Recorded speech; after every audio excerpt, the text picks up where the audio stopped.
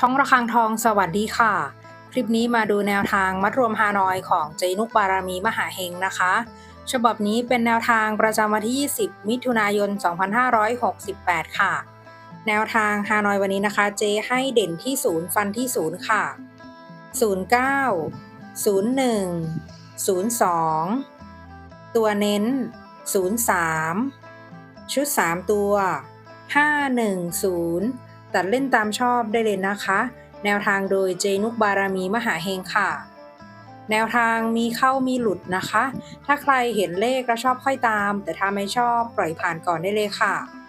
ฝากกดไลค์กดแชร์กดติดตามพร้อมกดกระดิ่งแจ้งเตือนเพื่อที่จะไม่พลาดคลิปใหม่ๆจากช่องระฆังทองด้วยนะคะขอบพระคุณทุกท่านที่เข้ามารับชมค่ะ